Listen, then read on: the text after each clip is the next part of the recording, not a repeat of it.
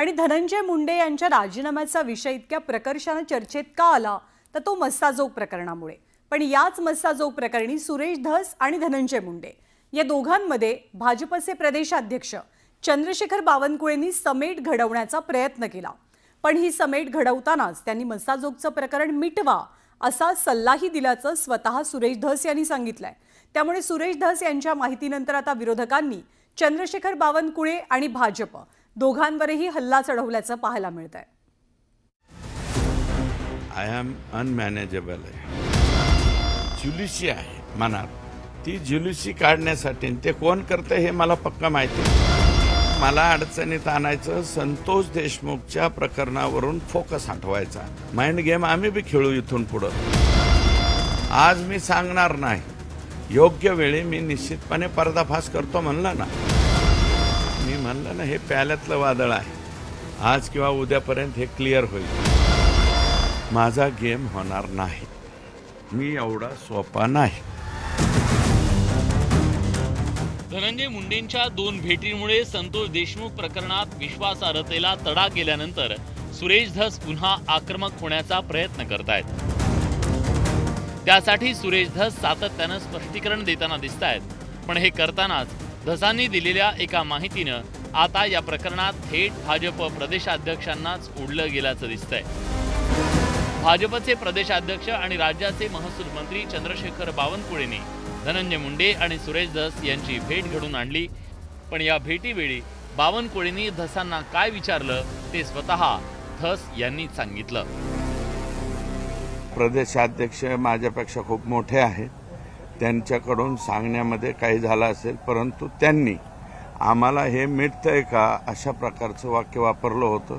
मी clear cut त्यावेळेस सांगितलं बाकीच्या बाबतीत, आणि तेही बोलताना तेच बोललेत, तुम्ही नीट ऐका, मनभेद नाहीत मतभेद आहे, मतभेद आहेतच ना, आणि या प्रकरणाच्या बाबतीत मी माझी माघार घेणार नाही हे त्यांना मी त्या बैठकीमध्ये क्लिअर सांगितलं। बावनकुळेंनीच मस्साजोगचं प्रकरण मिटवणार का असा प्रश्न विचारल्याचं धस यांनी सांगितल्यानं आता देशमुख कुटुंबियांनी देखील बावनकुळेंच्या भूमिकेवर आश्चर्य व्यक्त केलंय। संतोष देशमुख भाजपचे बूथ प्रमुख होते, त्यांच्या हत्येनंतर बावनकुळे त्यांना भेटायलाही आले नाही। आता तेच हे प्रकरण मिटवण्यासाठी प्रयत्न करतायत का असा सवाल उपस्थित करत धनंजय देशमुखांनी नाराजी व्यक्त केली आहे। काही जे आम्ही करतोय, CID ला जातोय, SIT ला जातोय, सगळ्या पोलीस यंत्रणेकडे जातोय, त्या संदर्भात ते जाणून घेणार आहेत की तपास कुठपर्यंत आलाय। त्याच्यानंतर जे काय आता चाललेल्या गोष्टी आहेत, कुठं कुणाची मीटिंग लावणं चालू आहे, हे प्रकरण कसं थांबेल, की जसं की चंद्रशेखर बावनकुळे म्हणले की हे कसं मिटतंय प्रकरण, यावर काहीतरी वाक्य बोलले। धसांच्या माहितीमुळे विरोधकांनाही भाजपला घेरण्याची आयती संधी मिळाली आहे। ठाकरेंच्या सेनेचे खासदार संजय राऊत यांनी हाच धागा पकडत भाजपवर गंभीर आरोप केले। संतोष देशमुख हत्ये प्रकरणात भाजपचा हात आहे का असा खरमरीत सवाल राऊतांनी विचारलाय।